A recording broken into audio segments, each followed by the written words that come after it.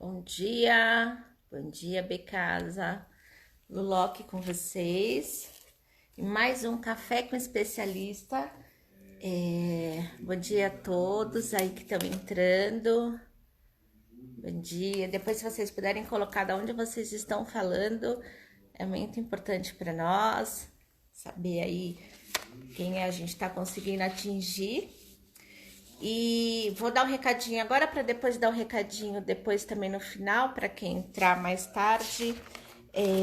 Hoje a gente vai fazer o último café com especialistas, vamos dar uma pausa, porque o mês que vem vão ser quase 13 dias de live, uma celebração da Becasa Fair, né, que aconteceria agora em agosto, e vai ser uma versão online. Então, são mais de 78 horas de live. Então, a equipe está toda se preparando aí para muita coisa passar por aqui, né? Uma experiência do físico, mas nós vamos ter aí o online aí, a nossa feira. Com vários produtos, expositores. Vai ser muito legal. Nosso convidado já está aqui. E eu tô muito feliz da gente dar essa pausa com ele, assim, né? Um profissional, assim, que a gente espelha muito, né? Ele tem colocado muitas opiniões importantes, né, nesse momento. E fiquei muito feliz dele ter aceitado o nosso convite. Vou chamar ele aqui, que ele já entrou, ter o nosso papo hoje de manhã. Vamos lá, ver se ele entra. Olá, Lu, Bom tudo bem? dia! Bom dia, tudo bem? Tudo bem? Prazer. Prazer é meu. Obrigado aí pela gentileza, pelo convite, muito especial. Nossa, obrigada a você, Ferreirinha. Realmente você é uma pessoa muito importante, sua opinião para nós, assim, você ter aceitado aí. A gente programou, né? Até o pessoal da minha casa falou assim: nossa, Lu, a dele foi a mais programada, assim. Eu falei: então a gente tem que fazer desse Ai, momento que bom. muito bom, assim. Obrigado, Lu. Muito E como, especial. como eu tinha falado, a gente vai dar uma pausa no Café com Especialista, porque Eu ouvi. o mês que vem a gente tem a nossa celebração, nós já fizemos a de Natal, e a adesão foi Que muito boa, porque maravilha. é uma forma dos expositores mostrar um pouco seus produtos também, né? A gente Muito sabe que é toda uma bom. adaptação, né, Ferreirinha, É verdade.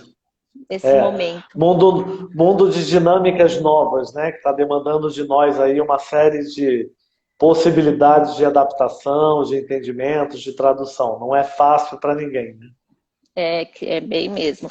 Bom, nós colocamos aqui, quando eu vi esse tema na tua página, eu achei que era bem propício para a gente falar sobre isso, que eu acho que é o que a gente precisa é, entender um pouco mais disso, né, Ferreirinha? Eu coloquei aqui os 3 R's: resiliência, ressignificação, reação. E agora, como é que a gente faz tudo isso? Olha, Lu, mais uma vez, tá? Muito obrigado aí pela gentileza do convite, pela troca, por essa oportunidade aqui. Você sabe que desde esse início pandêmico, eu tive que, igual a todo mundo, né, reagir rapidamente para conseguir produzir uma série de reflexões que fizessem sentido, tanto para as minhas próprias empresas, mas também para a minha base de clientes. Eu tenho projetos e clientes em toda a região da América Latina, em diversas áreas de atuação. E uma das coisas que de imediato me ocorreu foi o que eu vinha chamar de 3 R's. O que eu falo dos 3 R's, Lu, é que esse é um momento que demanda de nós essa capacidade de nós absorvermos esse impacto.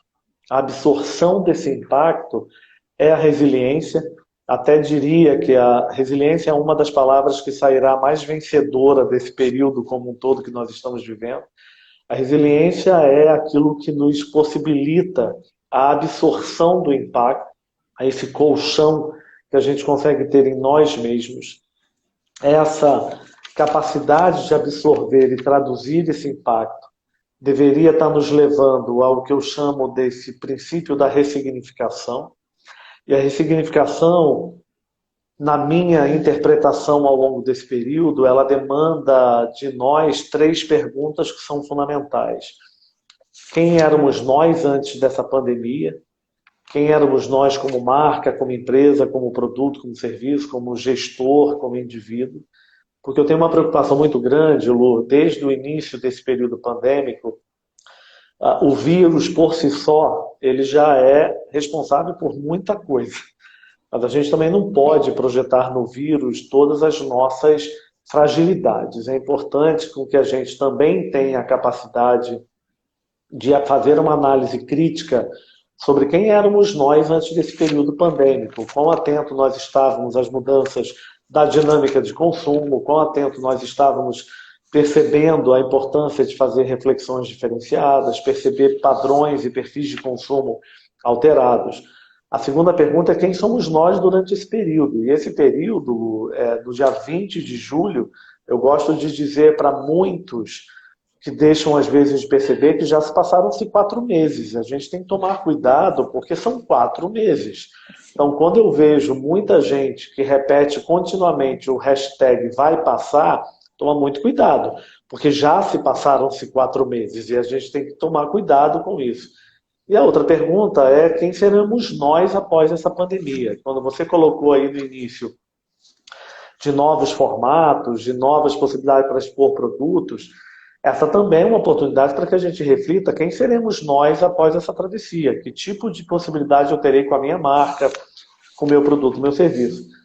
E o último R é que eu também vejo, Lu, e percebo, são muitos os profissionais e as empresas de uma forma geral, que entendem o momento, que absorvem o impacto, que percebem claramente a necessidade de se fazer movimentações, mas não reagem. O princípio é eu entendo, compreendo, absorvi, mas não dou o passo. Eu digo que o R da reação, ele é fundamental. Nós precisamos reagir. Esse reagir, ele é um passo deliberado de cada um de nós. Essa iniciativa é de nós. E a gente tem que tomar muito cuidado quando a gente interpreta bem o que está acontecendo, mas não faz a reação apropriada de ações novas, de projetos novos, de possibilidades novas. Então é o que eu tenho chamado aí dos 3 R's, a resiliência, a ressignificação e a necessidade de reagir perante a tudo isso. É um posicionamento que, é como você disse, já do vai passar, né? Já passou, na realidade, a gente tem que se adaptar.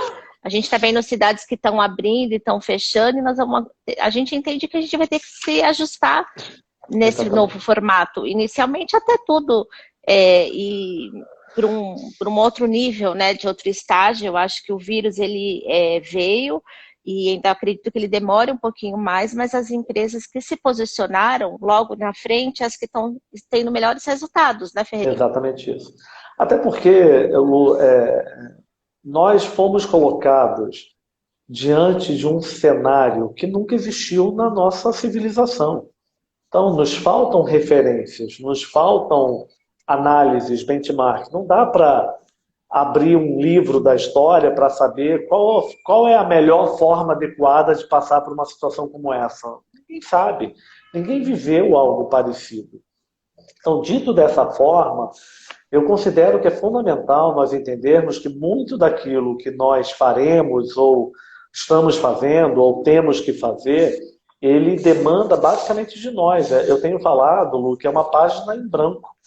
E essa página em branco ela é preenchida por nós, porque a ausência de ferramentas, a análise é importante. Então a gente precisa entender claramente que já se passaram-se 4 meses. E durante esse período, nós estamos no limite de incertezas. E o limite de incertezas é porque nós verdadeiramente estamos diante de um cenário onde foi desconstruída a noção do tempo. Nós não temos condição de planejar muitas coisas, nós temos que reagir o tempo inteiro. Você falou de algumas cidades que reabriram, mas ao mesmo tempo da reabertura tem a fechamento novamente. Então olha o que aconteceu no Rio Grande do Sul, olha o que aconteceu no interior de São Paulo, Goiás, Brasília, Curitiba, o Paraná como um todo. Então a gente também tem que perceber que muitas das vezes essa reação diante da análise, ela passou a ser muito mais crítica do que foi sempre numa existência. Eu tenho brincado, inclusive, que longo prazo, pensar longo prazo durante esse período é uma semana. A partir de uma semana já não faz mais sentido. Médio prazo são 4 dias, 5 dias, curto prazo são 2 dias. Nós temos que rever com muito mais agilidade, flexibilidade, talvez os 3 termos que eu tenho usado constantemente nessas últimas semanas: agilidade, flexibilidade e adaptabilidade. Isso passa a ser essencial nesse período de muitas incertezas. Ferrinha, você fala muito em travessia, né? A gente tem visto muito isso daí. E é como você disse, é um momento de incerteza e a gente não sabe como passar. E eu também vejo que você fala muito sobre a gente ter o medo de errar, né? A gente tem que perder um pouco isso e testar isso, Ferreirinha? Eu acho que são duas questões aí, Lu. A primeira delas, quando você fala da travessia, eu tenho falado bastante sobre isso e desde o início eu reagi a chamando isso de uma travessia, porque uma das coisas que a gente talvez tivesse que ser atento e não perder, existe um amanhã. Lu. Esse amanhã, como ele será mais difícil, com mais obstáculos, com mais desafios, mas existe um amanhã. A perda dessa percepção do amanhã, ela nos leva a uma angústia ainda mais profunda. O amanhã é a nossa chance de acreditar que existe algo depois dessa página, que existe algo depois daquela esquina. E esse é o conceito até, aqui vou ser muito cuidadoso, não é nenhuma pregação de religião, mas o conceito da fé, da crença, independe da religião, ele está pautado exatamente nisso, né? Na forma que você acredita em alguma coisa, mesmo que ela não seja real, concreta, né? Na sua frente, tangível, digamos assim. Então, eu chamo isso de uma travessia porque ela é uma travessia. Agora, o que a gente tem que lembrar, Lu, que ela é uma travessia que nos leva para um outro ponto. A gente não pode também acreditar que a gente está parado no mesmo ponto da ponte, e daqui a pouco tudo volta e a gente continua na mesma posição. A gente não vai continuar na mesma cena. Isso não é um filme de ficção científica, né? Que a gente parou, foi ali pegar alguma coisa, volta lá, aperta o play novamente. Não tem um play. Você pode estar até na mesma novela, no mesmo seriado, mas você está num outro capítulo, você está num outro episódio. Existe uma movimentação aí, por isso que eu tenho chamado isso de uma travessia.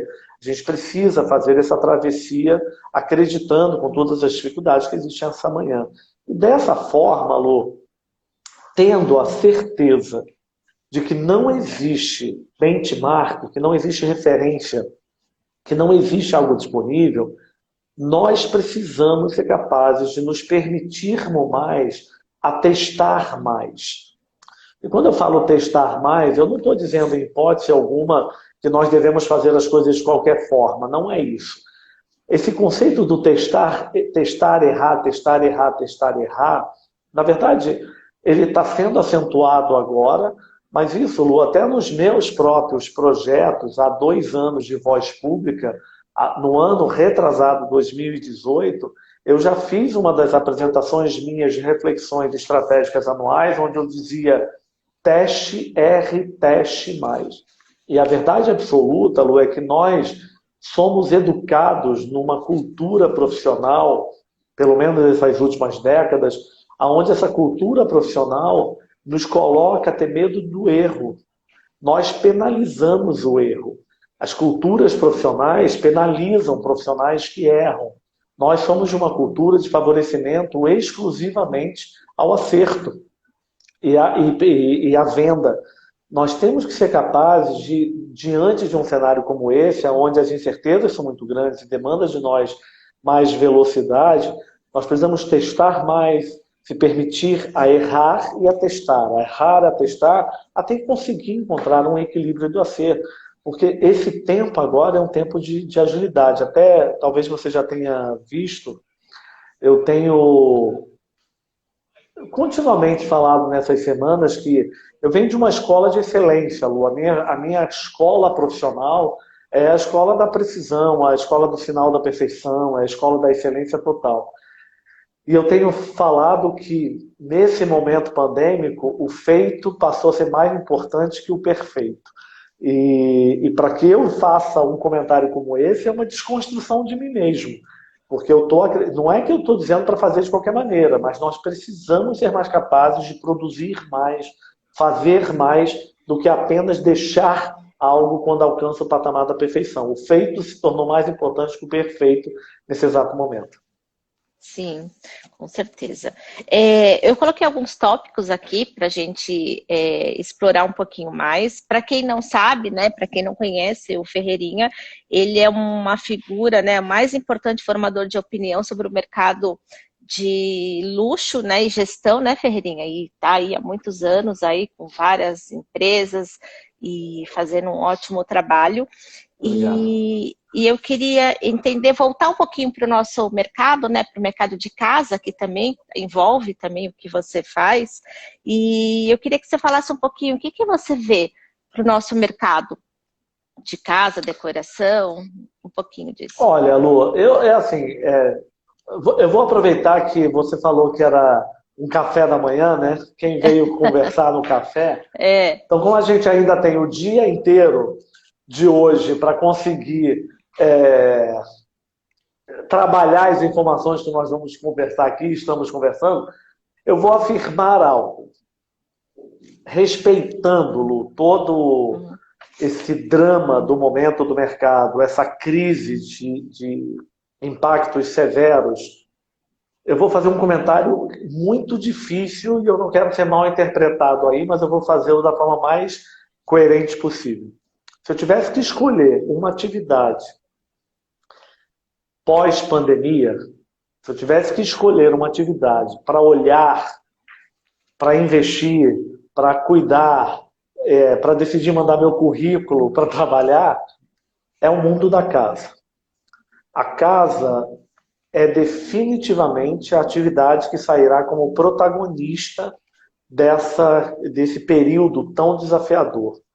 E aqui eu estou dizendo protagonista. Eu não estou aqui dizendo que o supermercado, que a farmácia, nesses períodos aí, se mantiveram ainda trabalhando. Não é isso. A casa, o mundo casa, né? O mundo que se relaciona direto e indiretamente com a casa, passou a ganhar uma relevância de protagonismo que nunca teve na nossa vida. E aqui é muito importante. A maior parte de nós precisa admitir que nós lidávamos com a casa como mais um dos pontos que a gente ia no dia a dia. Para falar a verdade, muitos de nós, seguramente, inclusive, está descobrindo a própria casa agora. Eu não tô nem falando redescobrindo. Eu estou falando descobrindo. Porque o fato, Lu, é que nós, nessas últimas décadas, nós dedicamos muito mais tempo nosso fora da casa do que dentro de casa. A gente encontrava toda hora qualquer alternativa para estar fora de casa. E o que eu vejo como protagonismo é que a casa agora será o nosso elo de ligação com o todo. O que eu quero dizer? Antes, até então, a casa ela era mais um dos nossos passos de diálogo. A gente dialogava com o escritório, a gente dialogava com todo mundo afora e a casa era mais um dos passos que a gente ia. O que eu vejo que agora a maior parte de nós terá a casa como elo da conexão e do diálogo. É a partir da minha casa que eu decido ir e voltar.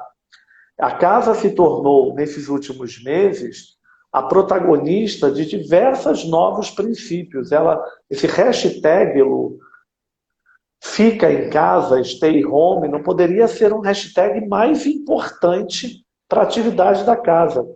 A casa se tornou o refúgio de proteção, a casa se tornou o nosso ninho, o local que nós estamos em cocooning total, né? Dialogando com o ninho. A casa se tornou o escritório, a casa se tornou o nosso ponto de desconexão, a casa se tornou o ambiente de fazer atividade física, ou seja, de uma hora para outra, a casa ela ganha um protagonismo muito forte. E nós teremos esse diálogo. Você imagina agora, com esse home office que será irreversível, e não será irreversível porque a gente descobriu o home office, será irreversível porque as empresas vão fazer conta. Elas mantiveram produtividade com custo fixo menor. Então, isso vai ser imperativo para o home office. Então, agora você imagina a quantidade de casas que poderão ser redesenhadas para conseguir ter mais paisagismo, ter mais verde, ter mais silêncio, ter mais escritório, ter mais academia, ter mais espaço para receber. Ou seja, é um diálogo totalmente novo. Então, quando eu olho à frente, o mundo casa tem diversas outras atividades que serão beneficiadas, e aquilo, quando eu digo beneficiadas, eu não estou dizendo que essa crise não pegou algumas atividades. Essa crise pegou todos, todo mundo, de todas as formas, muito difícil. Mas existem algumas atividades que são beneficiadas. Então, o caso da estética é uma delas, né? Tudo que falar com beleza estética, o templo pessoal, o nosso corpo, a nossa mente, a nossa alma, isso será beneficiado. Tem muita gente que vai sair meio primata disso tudo, vai sair meio necessitando cuidar de si mesmo. Mas aqui é diferente, isso são atividades que são beneficiadas. A casa se tornará protagonista. Ela vai se tornar protagonista. E isso muda por completo a nossa relação com o espaço. Então, dito isso, Lu, apesar de toda a dor, de toda a dificuldade que tem sido esse momento, e que é inegável essa dor, essa angústia, esse desespero, mas para aqueles que dialogam direto e indiretamente com casa, e aqueles que não dialogam, precisam encontrar alternativas de dialogar com a casa, porque a casa vai ser definitivamente a protagonista disso tudo. E nós temos visto isso, viu, Ferreirinha? Eu também faço algumas consultorias e eu tô com uma loja e ela já está retomando já os números dela. Em 3 meses, na realidade, ela está com um aumento maior do que os 3 últimos anos, agora, nesse mês. Olha que maravilha. Por conta disso, se foi um posicionamento, uma adaptação, né? Ajustou, primeiro foi o pânico, depois um ajuste, e a gente entendeu que as pessoas estão voltadas para casa e estão significando mesmo o que é a casa, né? Então elas estão sempre ali, como você disse, os e-commerce deram as últimas pesquisas de produtos de eletrodoméstico que mais foram vendidos, batedeira, mixer, então você começa a pegar aí, eu estava vendo ontem o livro da Rita Lobo, que acabou de lançar, né? E já está esgotado. Já está esgotado, então assim, como é que esse mundo, né? E a gente fala, é importante falar isso aqui, porque a gente pensa como pessoa, né? A gente está dentro de uma pandemia, mas a gente tem que falar de negócios, a gente tem que falar de uma sobrevivência econômica, não dá para a gente fugir desse tema. A gente tem a solidariedade com as pessoas, entende que muitos estão passando por um período difícil, mas o negócio ele faz parte da nossa vida, né? Então a gente tem que falar, e precisa. Então, com tantas pessoas aqui que estão assistindo, muitos lojistas, fornecedores também, profissionais da área, entender que se você ainda não se achou, né, no seu negócio, é só você estudar bem, porque a casa realmente ela tem um leque muito grande, né? Ela tinha um leque como casa, como a gente descanso, tudo. Hoje ela virou um formato para trabalho, um formato de exercício, como você disse. Então, olha o tanto de produto que a gente pode oferecer para eles, né? Não, e você comentou, eu vou voltar um comentário logo no início nosso. Primeiro, ótimo você trazer essas informações, porque tanto você quanto eu, nós lidamos com um mundo que é prático, né? E como prático, eu sou menos teórico, menos academicista e muito mais pragmático naquilo que eu enxergo de mercado. E aí você fez um comentário que eu quero voltar à minha reflexão inicial, quando você disse, se você que é lojista, fornecedor, ainda não observou, eu gosto de dizer, cuidado, já se passaram-se 4 meses. A gente não pode esquecer disso. A gente não pode esquecer que não se trata do que vai passar. Agora a gente tem que olhar que já se passaram-se 4 meses. E essa é a reflexão que a gente precisa dar de cara, né? Deixar ela revelada diante de nós. Sim, eu tenho uma loja aqui de São Luís, que eu também presto consultoria, lá teve lockdown, e o mês passado ela fez mais do que o Natal dela. Olha então, que maravilha. Assim, é um posicionamento que ela já vinha tendo, foi para a internet, foi para o Instagram, e na hora que tudo fechou, ela foi lá atender o cliente e está se ajustando. Então, tem uma forma, né? Tem um meio que eu acho que precisa ser olhado, né, Ferreirinha, nessa parte. E porque Eu também não coloquei. tem alternativa, né, Lu? Desculpa. Não. Até porque não tem Uhum. alternativa. Então, diante da ausência de alternativa, eu falo, eu tenho dito, Lu, e talvez você já tenha ouvido isso de mim, eu tenho falado assim, a mesma energia que nós temos na angústia, na preocupação, no desespero, que é inegável, né? É inegável. Sim. Mas essa mesma energia da dor e da angústia, ela também tem que ser colocada e canalizada para a reinvenção, para a Sim. velocidade. Então, ao mesmo tempo que você chora, você também cria. Ao mesmo tempo que você fica angustiado, você também se inspira. Sim. Eu coloquei aqui, Ferreirinha, o que, que você viu com a tua visão de mercado, qual a estratégia que teve mais relevância de tudo, assim, que você falou assim, não, olha, se puder citar alguma coisa, né? Porque às vezes pode ser muitas coisas. Não, não, mas muito boa essa sua pergunta, Lu. Na verdade, eu sempre gosto de participar dessas lives que me deixam mais provocados, inquietos, assim, inteligentes. Eu gosto disso. Olha, de imediato me veio algo na cabeça e que eu vou te falar que é a grande. Eu não vou te falar que é a grande surpresa, mas é a grande necessidade de atenção. O protagonista, Lu, desse momento como um todo, por mais que a gente esteja falando muito do e-commerce, da venda do e-commerce, da venda do e-commerce, eu vou te dizer que o mais importante do que aconteceu isso tudo foram as estratégias bem feitas do WhatsApp. O WhatsApp é o grande vencedor desse período pandêmico. E aí eu vejo muitas empresas e marcas que sofreram muito nesse período, dizendo: eu atrasei tanto com o meu e-commerce, eu não privilegiei, eu não fiz, eu não via tanto. Mas olha só, não precisa sofrer isso tudo, não. Ficou muito claro que um WhatsApp bem trabalhado, numa troca adequada com o cliente, com informações qualificadas para que você se conectasse ao seu cliente, ele foi mais importante que o e-commerce.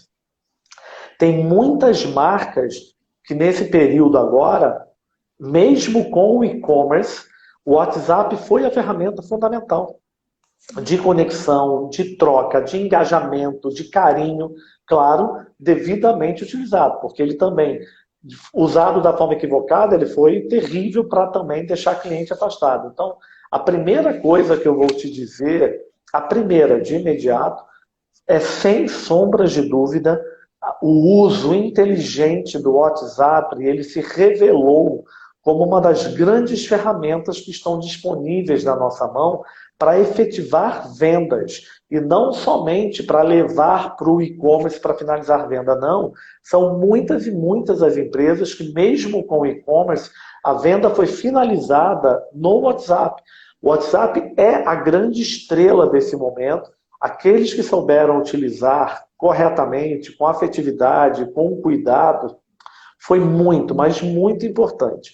E depois, Lu, um outro ponto que me ocorre aqui, as empresas que conseguiram atrelar vendas, fazendo, mantendo os preços que estavam e criando uma relação direta. Então, se eu cobrava por esse copo aqui de decoração, se eu cobrava dele R$ 10, durante esse período, eu não aumentei esse valor do copo e eu ainda fui mais longe. Eu vou usar aqui um exemplo de analogia, tá? Qualquer segmento, qualquer atividade. Eu mantive o valor em 10, só que eu disse que desses 10, tantos por cento iria ser transferido diretamente para uma causa social. Isso foi extraordinário. Aqui eu não estou dizendo que você aumentou o preço para usar essa margem para te dar um certo resultado, para levar esse resultado para a ação social. Aqui eu estou dizendo, eu mantive os meus preços, estou abrindo mão de margem, estou disposto a ganhar menos para transferir parte desse valor que eu já cobrava, que já existia, para uma ação social. Isso foi brilhante, porque não se tratou apenas de fazer um ajuste de preço, com esse ajuste, o resultado novo era doado para alguma ação. Na verdade, você manteve o seu lucro, você manteve o seu faturamento e você deu um pouco a mais daquilo que você conseguiu. Não, as empresas que fizeram, eu mantenho o meu valor e eu vou abrir mão de lucratividade, vou abrir mão de margem, vou doar parte disso diretamente para uma ação social. Isso foi brilhante, isso foi altruísta, isso foi de propósito, empresas com propósitos claros, que foram corajosas, porque a dor maior, Lu, na doação e na solidariedade das empresas, não se trata de quando você forma o preço, e quando você forma o preço, você vai lá e já coloca no preço o valor que você vai doar. Então, no final do dia, você já fez aquilo estrategicamente. Numa situação como essa, quando você tira do seu valor algo para doar, isso é magnânime. É a mesma coisa nós, no nosso individual, quando a gente tem o nosso dinheiro, que a gente recebe dos projetos, do salário, e você tira parte disso para fazer uma ação social, uma solidariedade, uma doação. Isso foi brilhante. As empresas que conseguiram abrir mão de ganhos e verdadeiramente compartilharem esse ganho de forma genuína, altruísta, verdadeira, para uma ação social, isso foi brilhante, extraordinário, e algumas empresas conseguiram fazer isso. E eu já estava na sequência sobre esse tema, o que você fala sobre responsabilidade social e sustentabilidade. Você acredita, no geral, né? Vamos falar no geral, porque não dá para ser específico isso, que caiu no descrédito, Ferrinha, para muitas empresas? Olha, Lu, primeiro, assim, eu quero te parabenizar e te agradecer, porque fazer a pergunta dessa forma é uma pergunta corajosa, é uma pergunta Não, porque quando excelente. a gente fala muito de responsabilidade social, de sustentabilidade, mas eu acho que elas estão usando muito como marketing e não como propósito. É isso que eu quis provocar, É. entendeu? Não, Porque a mas gente, quando é por fala isso disso, é, é eu por vi isso que que eu te você gosta de umas agradeço. perguntas polêmicas, eu falei, eu vou É, abusar um pouquinho. não, tem que abusar, é por isso que eu gosto, porque é difícil quando a gente tem que ficar exaltando o tempo inteiro as coisas. A Uhum, gente tem que ser corajoso de fazer abordagens. Olha, Lu, eu uhum. vou te responder isso primeiro de forma enviesada. A forma enviesada que eu vou dizer é o seguinte: eu ainda me incomoda, me desconforta profundamente o fato de nós termos chegado em 2021, em 2020, século 21, aonde nós ainda temos que falar de diversidade, inclusão, responsabilidade social, solidariedade, sustentabilidade. Olha, eu vou te dizer uma coisa, Lu. Essa sua pergunta, ela me provoca muito mais a dizer, eu acho constrangedor, vergonhoso a gente lidar no dia a dia. Quando eu digo a gente lidar, porque todos nós que estamos aqui, que você está com uma audiência bem alta essa hora da manhã, mais você, Lu, nós lidamos com pessoas no dia a dia que a gente vê o dia inteiro empresários, gestores, marcas que não são responsáveis, que são arrogantes, que são presunçosos, que são discriminatórias. É uma coisa tão assustadora nós chegarmos a esse ponto e precisarmos de um vírus meio que para acordar as pessoas. Então, eu vou falar o seguinte, Lu. Todo mundo que se aproveitou desse momento para fazer a sua manifestação solidária, a sua manifestação sustentável, responsável, pelo meu coeficiente profissional e humano, eu digo o seguinte: olha, está valendo, porque nesse exato momento o desmonte é gigante e a gente precisa de qualquer esforço de todo mundo. Mas eu vou te fazer um comentário, Lu. Quem faz ainda uso, e que não são poucas não, hein? Nós vimos aí durante esses 4 meses a quantidade de empresas e gestores que se posicionaram errado, que falaram errado, olha, foi um show de horrores, muitas das coisas. Essas empresas, essas marcas, Lu, isso não sustenta mais. O que eu vejo que será cada vez mais interessante a partir de agora é que tantos nós, enquanto indivíduos, né?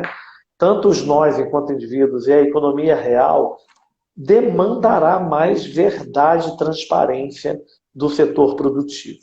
A mudança ela vai ocorrer, Lu, de forma verdadeira e ela deixará de ser oportunista, que ainda é muito fácil ter isso, quando eu, Ferreirinha, que sou responsável em captar investimento para a sua empresa, Lu, eu vou lá em você e vou falar: olha, Lu, a sua empresa fatura bem, você está financeiramente apta e capaz de receber um novo investimento, um novo empréstimo, uma nova rodada de investimento.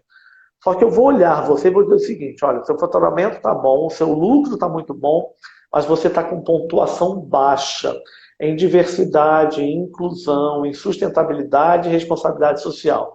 Então, sabe o que vai acontecer com esse empréstimo que você me pediu? Ele não vai ser aprovado. Quando a gente entender que a gente não pode mais aprovar e beneficiar as empresas que não fazem os seus exercícios adequados de responsabilidade social, que não fazem os seus exercícios adequados de sustentabilidade. Quando isso, na economia real, acontecer de forma mais genuína, nós teremos sido capazes de virar essa página do oportunismo. Porque o oportunismo acontece quando existe do outro lado o cliente batendo palma e quando tem do outro lado a economia produtiva liberando dinheiro para as empresas que não são responsáveis socialmente. E tem um ponto a mais para colocar nisso, Lu, aí, que eu gosto de dizer o seguinte, Lu, é muito importante, né, para todos nós que estamos aqui, todos nós que depois que também assistirão essa live depois, as escolhas estão nas nossas mãos. Se a gente não entender que o poder de escolha está na nossa mão, enquanto nós ainda mantivermos consumos de empresas que não deixam claro as suas verdades sociais, nós somos corresponsáveis. Nós somos parte dessa responsabilidade. Nós não podemos aplaudir empresas que não são corretas socialmente. Não podemos mais. A decisão está nas nossas mãos também. Então, eu acho que tem um lado da economia produtiva real que tem que ser penalizada, que não pode beneficiar, e tem a nossa, de escolha de consumidor, que você tem o direito de optar em não comprar. Todas as vezes que você opta em comprar ou acessar, mesmo sabendo que é uma empresa que não deixa claro o seu código genuíno e transparente de verdade, você é responsável por essa história também, né? Sim, a Tânia até fez uma pergunta aqui, se você acha que as pessoas vão conseguir enxergar isso nas marcas. Eu acho, Lu, que isso cresce. Na verdade, eu não acredito em porta da esperança, não. Eu não acho que a gente entrou por uma porta do Silvio Santos lá no domingo e vamos sair todo mundo mais solidário. Mas eu vejo que esse é um crescente da evolução humana. Há 20 anos atrás, não se falava tanto de solidariedade e sustentabilidade como se fala hoje. Então, eu acho que a maior parte de nós vai se permitindo a evoluir na sua postura individual, nos seus códigos de consumo e nos seus hábitos.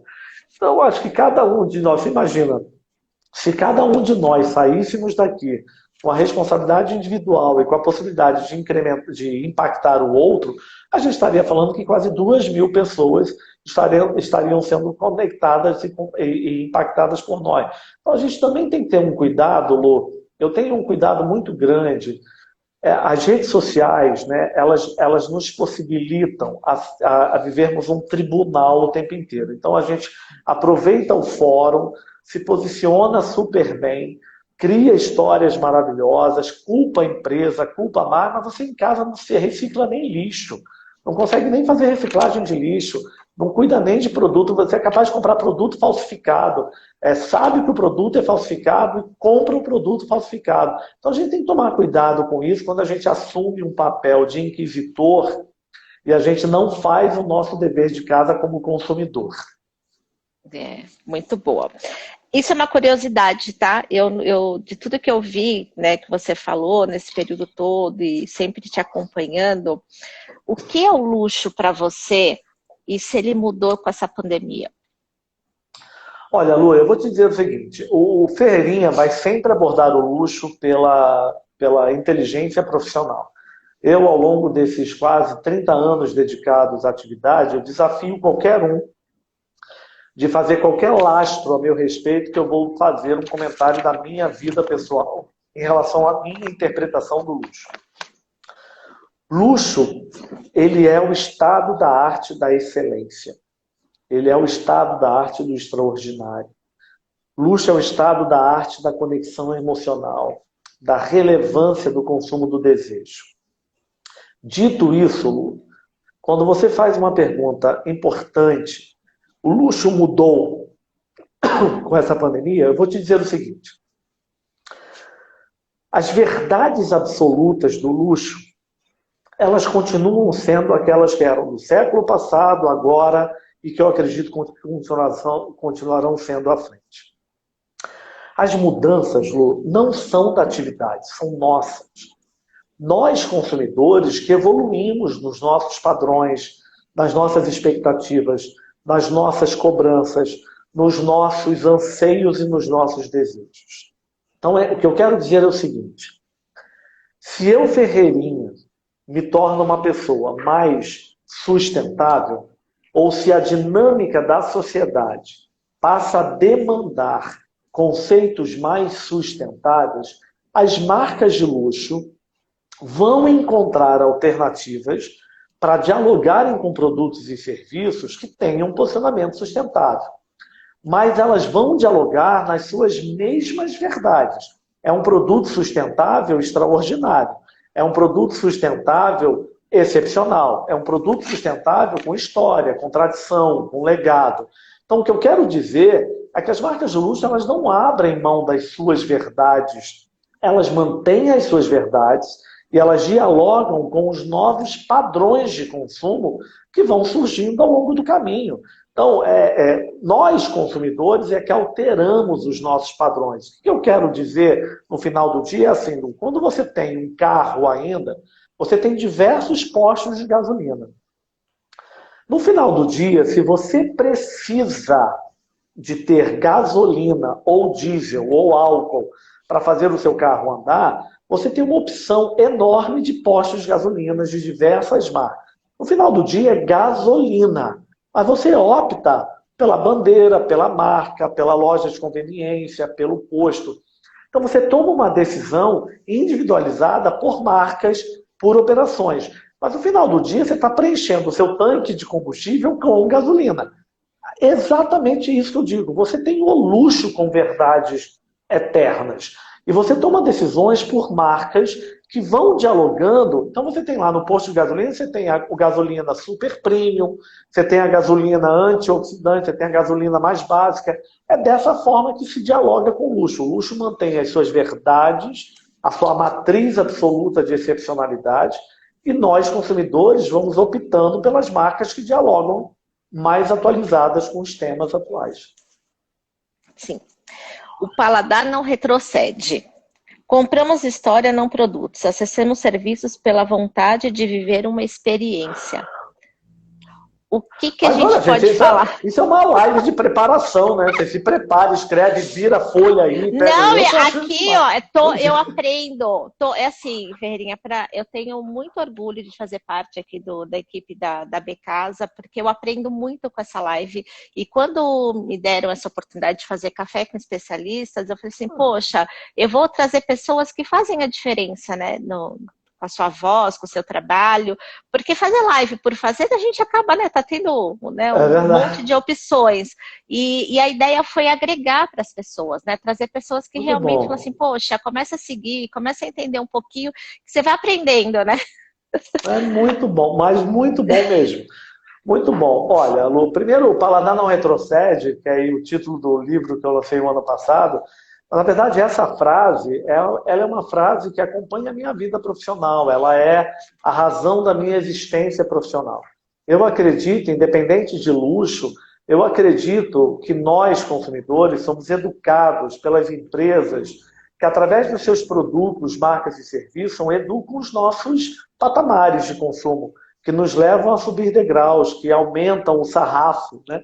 Que fazem com que a gente se torne mais capaz de aproveitar e provar outros patamares. Eu sempre digo, Lu, que se você tem o hábito de tomar banho com um sabonete especial, mesmo que você não use aquele sabonete sempre, você vai estar sempre com aquela memória daquele momento que você teve uma chance de usar um sabonete incrível, o sabão em pó, ou o carro, ou a viagem, primeiro não importa.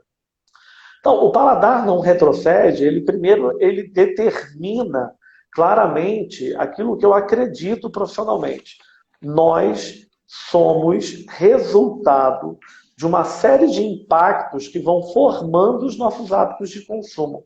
que nos fazem subir degraus, que nos levam a outros patamares. Dito isso, Lu, nós precisamos ter a verdade de admitir algo que não é simples, não, mas a gente tem que admitir.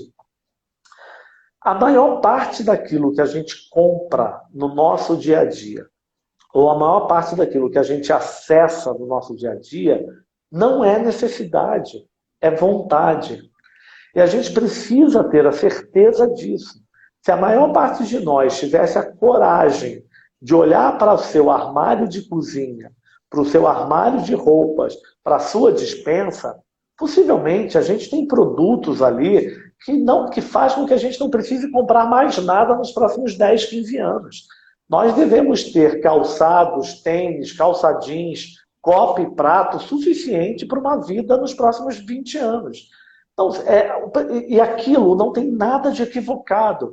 O que eu digo é quando a gente cria uma falsa verdade, que a gente precisa de um tênis novo ou precisa de um prato novo. Não, a gente não precisa. E a gente não tem que ter a vergonha de admitir que nós necessitamos pela vontade, pelo desejo. Esse é o fator determinante. O que determina o nosso consumo não é a necessidade. O que determina a dinâmica do consumo é a vontade de experimentar coisas novas, de acessar um universo de marcas, de histórias, de símbolos, de características, e não tem nada de errado nisso. É tão interessante, Lu, que eu, ao longo desses 30 anos, 27 e poucos anos, eu tenho muitas oportunidades de, às vezes, ser colocado, e propositalmente fazem isso comigo, de me botarem do lado de sociólogos, de filósofos, de antropólogos. E eu, geralmente, eu me permito sempre a qualquer tipo de confronto. E eu vejo muitas pessoas que dizem, falando para mim assim, Ferreirinha, mas eu sou desprovido de consumo, eu não tenho nada, eu sou um indivíduo super básico e sim. Eu falo, não é possível. Todo mundo investe dinheiro em algo a mais que não precisa. E aí eu adoro, muito rapidamente aí, porque você trouxe algo muito bacana, eu lembro de uma história, não recente, alguns anos atrás na TV Cultura, num painel de pessoas comigo, e Leda Nagli, e eu falava assim, era para um professor de antropologia, de filosofia, e ele dizia para mim que não era nada de consumo, que essa questão da ostentação, essa questão de... Assim, mas você tem que me dizer alguma coisa. Não, nada para você. Se eu falasse para você que vai acontecer aqui, eu lembro claramente disso que eu falei. A Sala São Paulo vai ter a última apresentação da Orquestra Clássica de Varsóvia. Ele olhou em segundos e me disse, eu pagaria o valor que fosse. Mas isso não é ostentação. Eu falei, porque a minha empregada doméstica não sabe nem o que é a Orquestra de Varsóvia, ela não precisa disso. Ela não iria na Sala São Paulo porque aquilo não tem valor nenhum para ela, porque isso não faz parte do dia a dia. Então eu disse, quando você decide pagar o valor que for para assistir uma orquestra na Sala São Paulo, você tem que também admitir que você não precisa disso. Vai para casa, fecha a cortina, apaga a luz, bota um CD, liga no Spotify e fica ouvindo a orquestra na sua casa. Se você decide pagar para acessar essa experiência, não é diferente para quem quer pagar para assistir cinema, para quem quer pegar um avião para viajar para Maldívias. Não importa. Todos nós fazemos manifestações pela dinâmica do consumo da vontade e não da necessidade. É um assunto polêmico, mas... Necessário. Necessário. Se faz necessário, porque realmente tem que entender as partes, né? Bom, nós estamos com 130 pessoas aqui na nossa live, estou muito feliz e eu queria abrir para perguntas, se o pessoal tiver perguntas e a gente conseguir aqui responder, Ferreirinha, se alguém tiver e quiser colocar aqui, a gente vai 130 pessoas, você deve estar aí com quase 600, 700, porque é por causa do desdobramento da trama. Isso, e lembrando, isso fica gravado no IGTV, vai para o canal do YouTube, depois vai em formato de podcast para o Spotify, então assim você vai poder ouvir, reouvir, anotar, porque o legal que a gente sempre fala nas lives é escutar de novo com mais tempo, né? Tentar ver se aquilo faz sentido para o seu negócio, para a sua vida. Enfim, a Muito gente bom. falou de tantas coisas aqui, a gente já trouxe o formato do WhatsApp, eu trouxe um rapaz muito legal falando sobre o WhatsApp, como Olha utilizar. que Então a gente legal. tentou pontuar tudo isso sobre visual merchandising, como posicionar, porque hoje a nossa vitrine está praticamente no Instagram também, então como é que isso visualiza, né, nesse novo formato. Então tem bastante conteúdo legal Muito para bom. você. Ela quer perguntar, vamos ver aqui, vamos começar a olhar aqui. Bom, repete a última resposta. Repete a última resposta. Ah, Não não, não. entendi. Ouve novamente. Não, ela está falando da É, questão do consumo. Não, vou sugerir, ouve novamente, porque aí eu vou repetir a vamos, resposta, vai perder o vamos lá. tempo. O que você acha do movimento de release nos Estados Unidos? Vendas de usado e aluguel de roupas.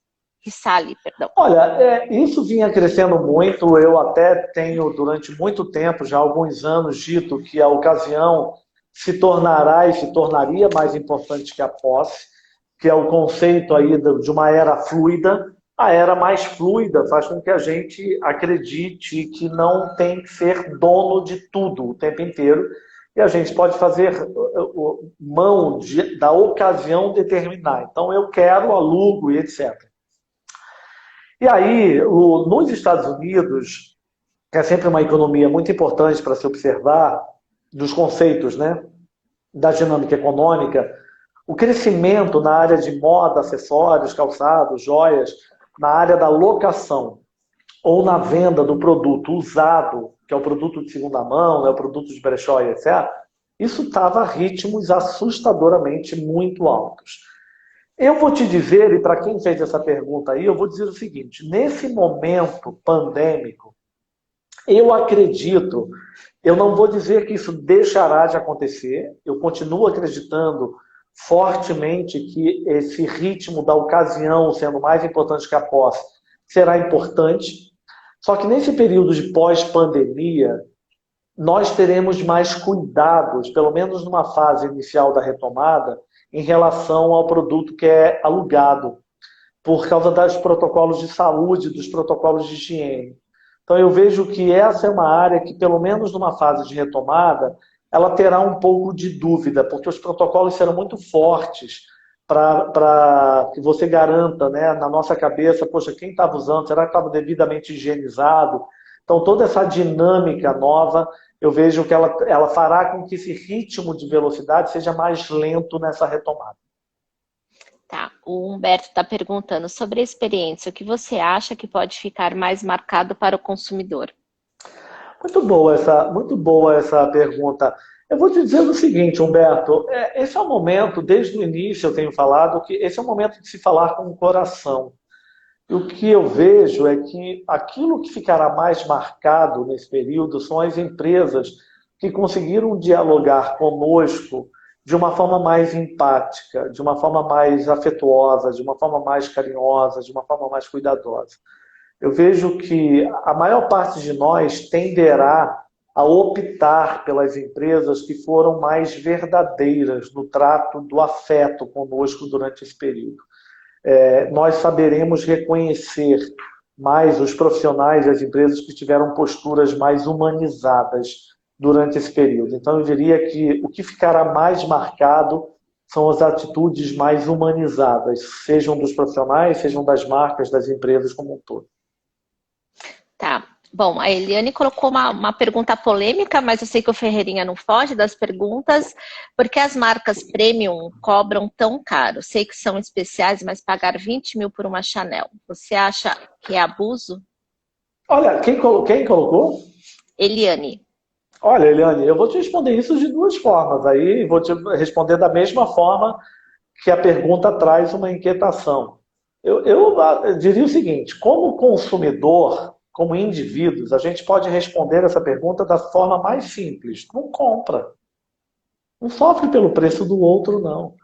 Compra o produto que você consegue comprar. Acessa aquilo que você acredita que vale o valor. Como empresário, eu vou dizer o seguinte: feliz de todos vocês que estão aí que conseguirem ter marcas que consigam cobrar dos produtos esses valores. Se for uma entrega verdadeira e genuína, responsável, tá valendo. Na verdade, o jogo aqui não é se custa 20 mil, 2 mil. Eu vou dizer uma coisa para você, Lu, e para quem fez a pergunta aí. Existem produtos que cobram R$ 2 que eu acho um valor abuso, porque o produto não vale R$ 2. Tem empresas que cobram R$ 2.000 no produto que eu acho constrangedor. Não vale R$ 2.000. Tem empresas que cobram 20 mil que não vale. Tem empresas que cobram 2 mil deveriam estar cobrando mais, porque o produto vale mais do que aqueles 2 mil. Tem empresas que cobram 20 mil, 10 mil e sustentam esses valores com as histórias, com a artesania, com a matéria-prima, com o posicionamento. Então, eu sempre falo o seguinte, se preocupem menos com o preço que os outros cobrem, porque como indivíduos nós temos uma decisão, não comprar. Compra somente aquilo que você acha que vale a pena ser comprado. E como empresário, pense. É isso que eu falo o tempo inteiro. Bota na cabeça como é que a Chanel é capaz de vender uma bolsa de 20 mil, mesmo 110 anos depois. Se a gente aprender um pouquinho da Chanel, talvez a gente venda sorvete por R$ 3,80. Porque 80 centavos fazem uma diferença grande no volume. Eu vou falar por experiência. Eu uso um perfume da Chanel, eu só uso ele a vida toda. Então, eu me dou o luxo de escolher pelo menos um perfume e pagar. Okay, do que ficar comprando vários e comprar vários. Então. Mas olha só, ó, a gente poderia ficar aqui numa outra live, eu e você. Porque olha o que você falou. Você já responde dando uma justificativa racional. Não importa se você não compra outros. Importa que você compra o perfume que você gosta. Você se dá o direito de comprar e acabou. Esse é o ponto fundamental. E feliz da marca que consegue vender o perfume que você gosta. Com certeza. A Vanessa, acredito que ela seja arquiteta. Com relação à moradia, você percebe algum movimento pós-pandemia, mesmo para o corporativo também, se vai mudar alguma coisa? Ah, não, sem dúvida. Aquilo que a gente falou desde o início, né? A casa é a grande protagonista, esse vai ser o universo dominante nos próximos meses. Isso vai favorecer tudo que falar direto e indiretamente com o mundo casa, um metro quadrado, investimento em metro quadrado, incorporação imobiliária será privilegiado. Nós teremos aí um mundo bem interessante de oportunidades para o mundo da casa como um todo. Tá. Aqui ela tem uma pergunta.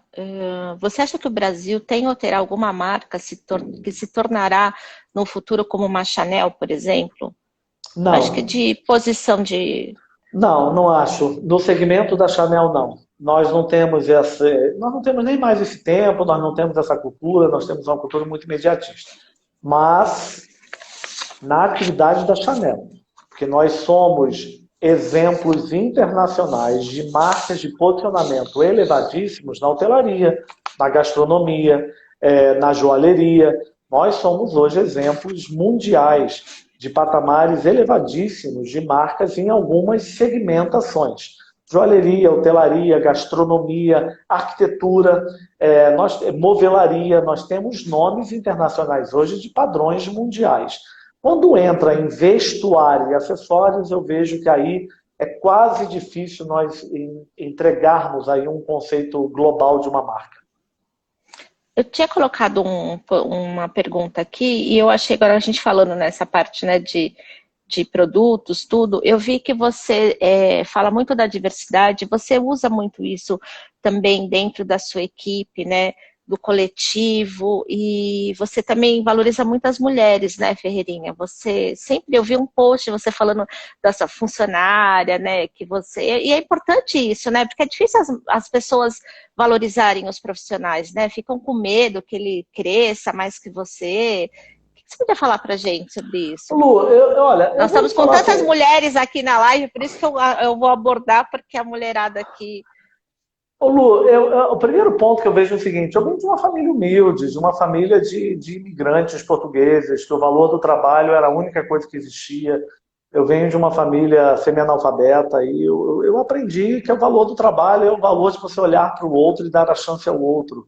Eu não recebi nada no meu colo, né? Se eu não tivesse do outro lado pessoas que me dessem a chance de eu poder me desenvolver, mesmo me desafiando, eu não teria tido a chance.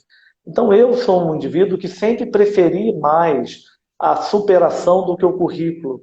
Eu não leio currículos, eu quase não faço entrevistas pautadas em currículos.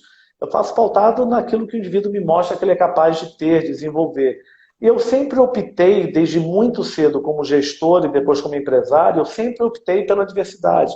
Então, é uma obrigação minha que eu me coloco obrigado a. É uma questão de obrigação, não é uma questão de vontade, é obrigação.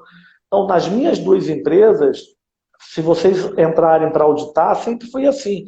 Mais mulher, pessoas mais simples, com todos os tipos de religiões, com todos os tipos de cores, com todos os tipos de raças. Isso foi um exercício proposital. A menina que trabalha comigo há 9 anos da minha área de recursos humanos, ela sempre diz uma coisa. Há anos eu falo para ela, se você não me trouxer para essa vaga 3, 4 opções, que não me apresente currículo, mas 3, 4 opções que sejam diferentes de regiões, de escolaridade, de cores, de religiões, nem me mostra. Porque eu não gosto de ser colocado diante de uma opção que seja igual de tudo. Eu gosto sempre de ser colocado diante de pessoas. Então eu vejo que é uma obrigação minha. Mais da metade do meu time são mulheres mães, o que vivem um problema gigante nesse período da pandemia. Elas estão precisando de férias agora dos próprios filhos, porque elas estão no limite total e absoluto disso tudo. Mas sempre foi assim. Sempre foi assim, né? Então é uma questão de decisão, Lu. Lu, eu tô com medo que a gente vai ser derrubado aí, não? Não, não, não. Aqui, a minha casa é top. A gente consegue segurar mais um pouco. Ela passa de 1 hora. Olha que coisa incrível, eu tô adorando isso, hein? E eu consigo segurar mais um pouquinho, se você tiver mais uns 10 Eu minutinhos tenho. pra Nossa, gente eu tô aqui, achando o máximo, não sabia, não. e a gente fica aqui segurando um pouco mais. A Tânia Bueno, que está aqui, ela é da minha equipe, trabalha junto comigo, é uma arquiteta excelente aí, que está fazendo um trabalho conosco. E eu gosto que ela também provoca as perguntas. Eu ontem à noite falei, Tânia, você entra na live porque eu quero que você me ajude com o Ferreirinha aqui. E ela está perguntando o que é ser um bom líder para você. Você fala bastante de gestão e liderança também, né? Essa é uma pergunta muito boa. Não sei se ela é simples de responder. Talvez, provocado aqui pela pergunta, vou fazer 2 comentários. Eu acho que existe um equívoco, Tânia. Eu vejo no dia a dia, é, muitos líderes que eu lido no meu dia a dia empresarial e profissional, de uma forma geral, há uma certa crença que líderes precisam ser super-heróis. Eu não acho. Eu acho que a liderança genuína é a liderança vulnerável. É a liderança que se coloca do lado do outro, é a liderança que se coloca disponível. Eu sempre achei que a minha função de líder era estar disponível para desenvolver o outro e não saber mais que o outro. Eu não sei uma série de coisas. Eu tenho pessoas da minha equipe que são infinitamente melhores do que eu, tecnicamente. O que eu falo eu me desafio para conseguir organizá-los, conduzi-los, levá-los para outro, de um lado ao outro, né? Fazê-los acreditar que eles são capazes de entregar num outro patamar, de dar outros passos. Há muitos anos atrás, há muitos anos não, alguns anos atrás, eu lembro, essa pergunta da Tânia é uma pergunta interessante. Alguns anos atrás, Lu, eu estava em Porto Alegre para uma ação XY, e um jornalista veio me entrevistar do Zero Hora, e era uma entrevista sobre liderança, uma entrevista sobre isso tudo. E ele me fez uma pergunta, eu lembro disso tão claro quanto hoje, essa pergunta da Tânia, mas há muito tempo que eu não lembrava disso. Ele me fez a seguinte pergunta, Ferreirinha, qual o seu maior sonho, né, como empresário, como líder, uma vez que você alcançou isso? Eu lembro que em segundos eu olhei para ele e falei assim, o meu maior sonho é que o meu funcionário tenha vontade de voltar amanhã. Porque, na verdade, o que te faz ser escolhido ou preferido pelo seu time é a sua capacidade de fazê-los acreditar em algo, que manifeste neles a vontade de optar continuar do seu lado. Se você não for capaz disso, não importa o salário, não importa a posição. Alguns já até optam por isso, mas não é a grande maioria. A grande maioria opta por aqueles que conseguem criar ambientes favoráveis, né, que nos motivem, que nos deem interesse em continuar e seguir. Então, talvez aqui seja o meu maior papel de liderança, seja esse. Nossa, a Tânia colocou andar lado a lado. Top, Ferreirinha, adorei. Exatamente. Pessoal, se você está gostando dessa live, eu queria que vocês colocassem de 1 a 10 para a gente só medir aqui, porque quando a gente coloca, e é interessante a gente colocar isso, Eita! Ferreirinha, porque a gente pede para eles se engajarem e se faz sentido para vocês, tem um aviãozinho aqui, vocês podem mandar para as pessoas ou da sua equipe para escutar também. Eu acho que isso também é importante a gente compartilhar, né? A gente Até eu vou mandar aqui no agrega. aviãozinho. Aqui colocaram 1000, adoro. A Kenny colocou o áudio, ficar a vida das pessoas sem dúvida nenhuma, dúvida é glorioso, é louvável, legal, bacana. O que mudou na MCF com a pandemia? A Bia perguntou aqui. Olha, Bia, muitas coisas, né? O meu exercício é diário, eu sou um pequeno empresário que eu tenho que viver aquilo que eu falo aqui.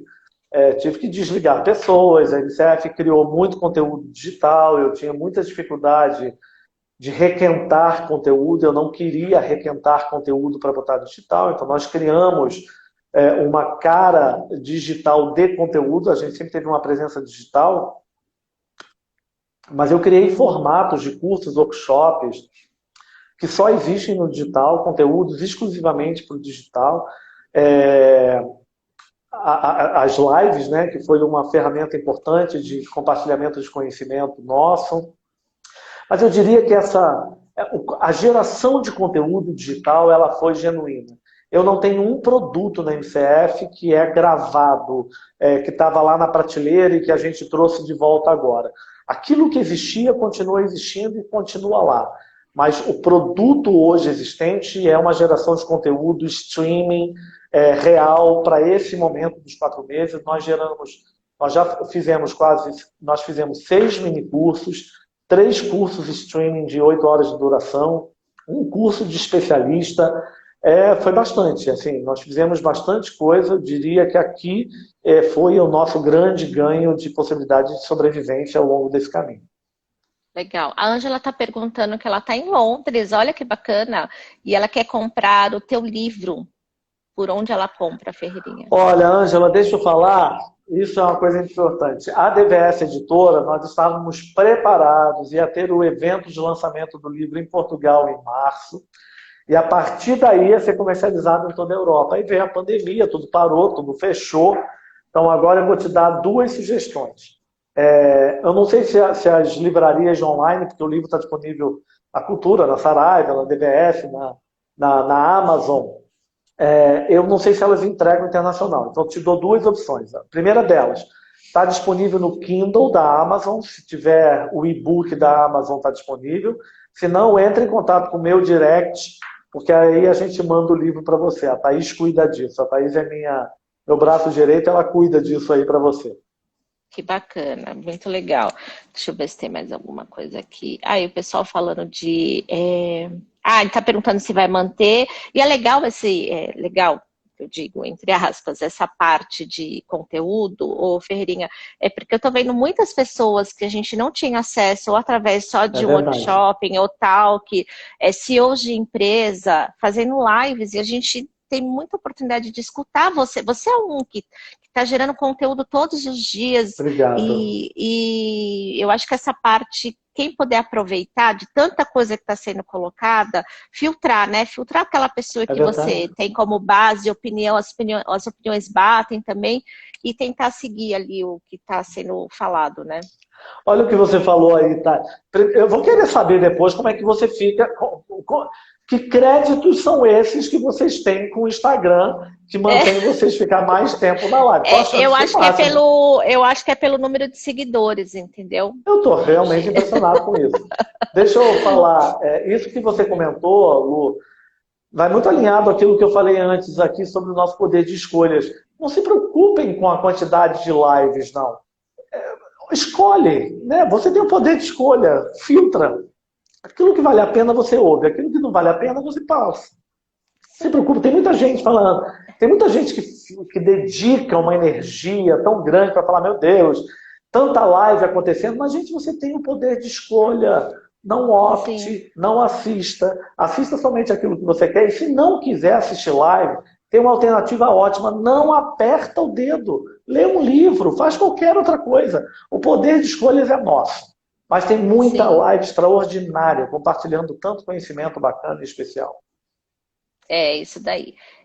Bom, acho que agora a gente já conseguiu colocar, errar o profissional com também conhecimento. Ah, estão te elogiando muito, eu estou muito feliz, de Obrigado, coração mesmo, Ferreirinha, porque a obrigado, gente Lu. dá uma pausa nesse café com especialistas, para quem não estava no comecinho, a gente vai dar uma pausa aqui, porque dia 14 de agosto vai vir uma maratona de lives aí, são mais de 78 horas de lives, com vários fornecedores da feira, uma diversidade de produtos, porque eles estão tentando se adaptar nesse novo cenário. A Becasa, ela optou por não ter a feira no físico esse ano, preservando tudo, porque só poderia ter a partir de Claro, outubro, ia ter muitas restrições, então nós vamos voltar só no físico só em fevereiro, acredito, né, que tudo se encaminhe para isso, e aí nós vamos estar aí o dia inteiro, 6 lives por dia, então vocês vão escutar a gente muito tempo aqui, então nós que vamos dar bom. um break, porque de hora em hora, então um derruba a live do outro, é uma loucura quando a gente começa as lives, porque são vários mediadores aí,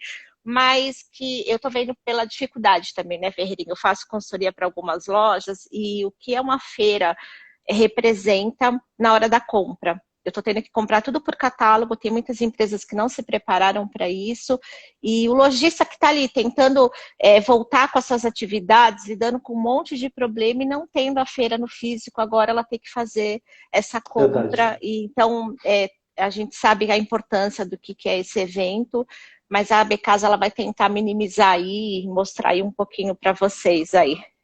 Eu Que quero bom. agradecer, Ferinha, finaliza aí com você, se você quiser colocar mais alguma coisa. Não, Lu, imagina, não. Acho que foi extraordinário. Fica só minha gratidão aí pela chance de ter uma oportunidade de uma troca, de uma conversa tão bem conduzida e tão bem inspirada aí. Então, te agradeço muito por isso e talvez finalize da mesma forma que eu iniciei. Não, não se esqueçam que já se passaram-se 4 meses. A gente tem que estar muito atento a isso, porque já se passaram-se 4 meses. Obrigado, Vamos aí. Lu. Obrigada, pessoal. Beijo, Obrigada por vocês em obrigado. plena segunda-feira estar aqui conosco Muito aqui bom. e uma ótima semana aí. A gente Que volta em maravilha. breve aí com vocês. Obrigado, Beijo, Lu. Até logo. beijo, Obrigado. tchau.